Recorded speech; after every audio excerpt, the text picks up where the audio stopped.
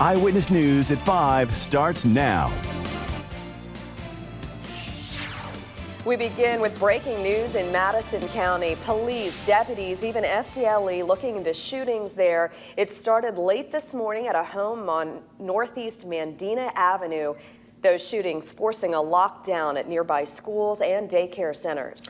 Our Alicia Turner has been at the scene this afternoon. Alicia, what are we learning right now? Well, Abby and Julie, this incident still very active. Just behind me, I saw the coroner pull in just a few minutes ago at this scene here at the Madison County Memorial Hospital. I got a chance to talk to many people in the community. They say it's shocking, not only that it happened, but that it happened in broad daylight. Now, there are a lot of things we still don't know. What we do know is that a woman was found dead in an abandoned car outside of the emergency entrance at the hospital. One other person was injured, and the search is on for 2 other people. Now, there are as many as 3 crime scenes roped off around Madison County.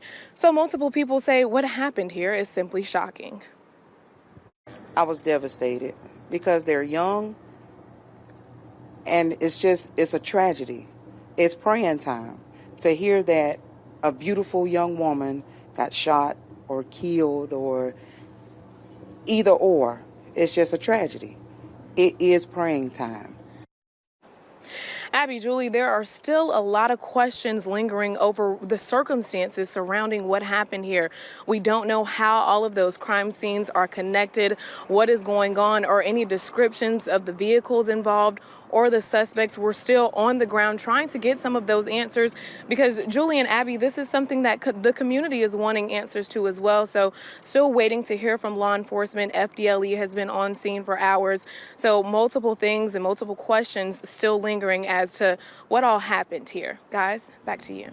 All right, Alicia, I know you'll be following that, and if you have anything, she'll let us know. And we've been receiving calls in the newsroom all day from people in Madison who worried about it, Yes. worried about their kids in their school and what's happening around town. So we'll continue to keep people posted for sure. Let's move to Tallahassee now. 2 people are in the hospital after a shooting Tuesday night. This one at the Villa San Marco Apartments. Tallahassee police telling us it all happened just after 9:30. Officers were originally called to a robbery, and upon arriving, they found 2 people injured. Both should be okay. If you have any information, please call TPD. An update now to a story we first brought you last month. Former Tallahassee police officer Vincent Crump now facing 3 counts of sexual battery. This all coming into our newsroom just hours ago. Our Marielle Carbone is now taking a closer look at that probable cause report. Marielle, what is it saying? Abby, reading through there, the details pretty shocking. All of this coming out more than a week after Crump was first fired from the Tallahassee Police Department. Now, if you read through that probable cause, it alleges that Crump pulled over the victim because her headlights were not on and then directed her to Dorothy B. Oven Park. Now, that's where it accuses him of sexually assaulting her. It also alleges that Crump called the victim the following day to see if she had a, quote, good time. Now, according to court documents, local attorney Ben Crump is acting as Vincent Crump's attorney, but we have not been able to reach him for comment or confirm that. Now, both City Hall and the mayor's office also not commenting, instead deferring to the police chief. He's not speaking on camera today, but instead released a statement this afternoon. Chief Michael DeLeo saying this: Mr. Crump's actions were a terrible abuse of power by someone in whom we placed our trust. Abuses of power and disregard for the community's trust will not be tolerated. Now, a few things to note in this case. TPD telling me today that there was no body camera or dash camera footage of this incident. Right now, only certain officers have those, and Crump did not have either. Also, this investigation, it was done in its entirety by the Tallahassee Police Department. I did reach out to FDLE to find out if this was unusual. They said it's not, that it's really up to the law enforcement agencies when they're doing these type of investigations, if they choose to do it themselves or to have an outside law enforcement agency do that. So no issues with that. Julie, Abby, Crump's next court appearance, or first court appearance rather, will be tomorrow morning. So this is something, of course, we'll be continuing to follow and add more details as we get them. Reporting live from the Governor's Club, Marielle Carbone, WCTV Eyewitness News. All right, Marielle, thanks for following up with that. An update now to a story that we have been following since November. These 9 fraternity members are all facing charges in a pledge's death.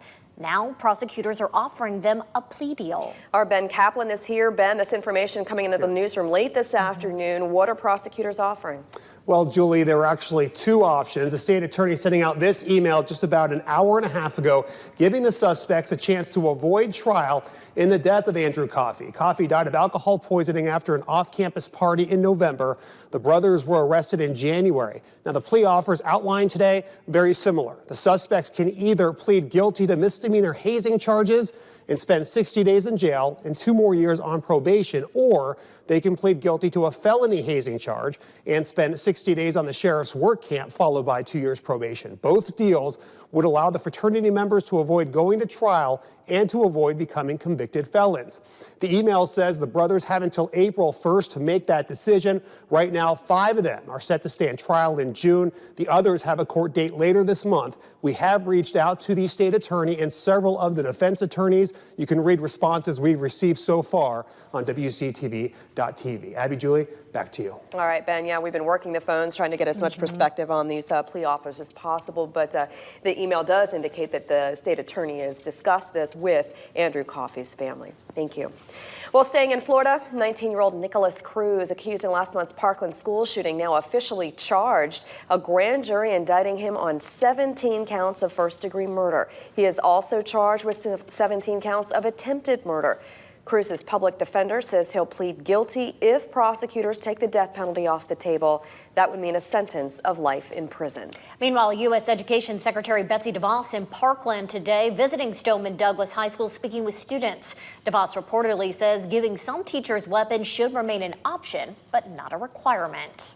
Legislators continuing to weigh in on a bill to help protect Florida schools. U.S. Senator Marco Rubio says he hopes that more states will enact gun violence protections that may have prevented the Parkland shooting. He's planning to file legislation that would give incentives to states that enact those protection orders. And the state of Georgia also looking to protect its schools. The House and Senate plan to create a study committee to look at safety options. A group of senators saying they'll go on a tour of the state, talking with students, parents, and educators. Their goal, find out what they can do to make all Georgia schools safer. School safety and gun legislation, the main topics of Florida's session, but another bill is now catching people's attention. The Senate has passed the Sunshine Protection Act. That bill asking to make daylight saving time year-round. That bill now heading to the governor's desk. Our Lenitra Bennett following this story. Okay, Lenitra, with all the focus on the school safety bill, this one kind of catching people off guard. What does it mean for the state and what happens next? Well, Abby and Julie, many people don't like switching the clock twice a year anyway and would love more daylight in the winter.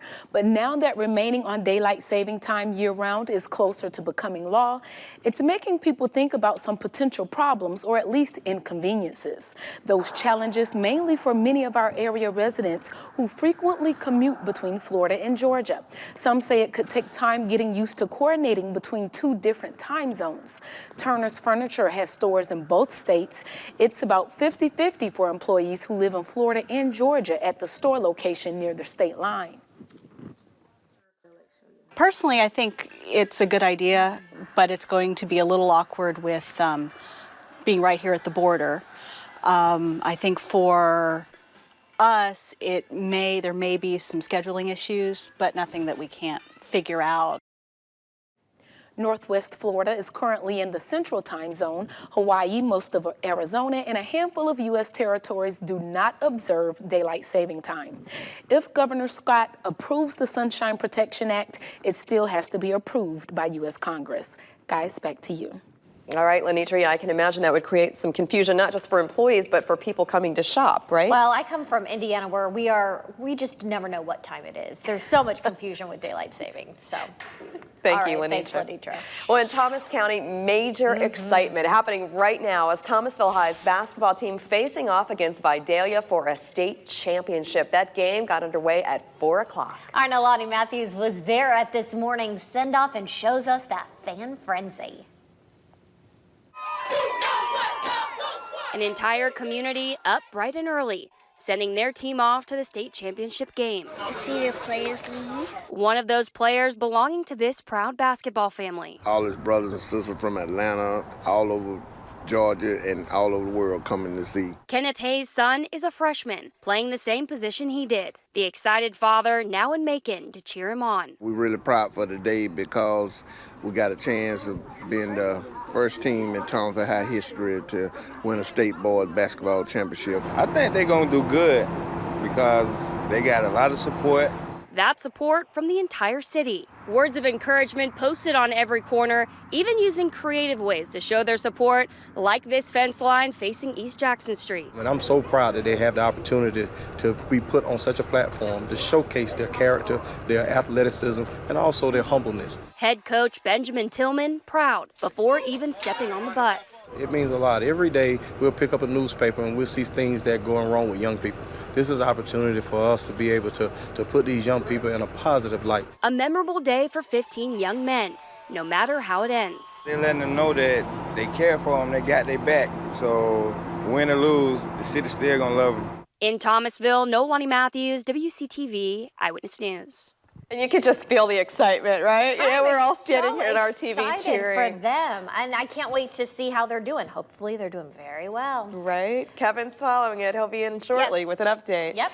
And next on Eyewitness News at 5, bridging the generation gap. Our retirement home in London is using an innovative approach to help keep its residents forever young.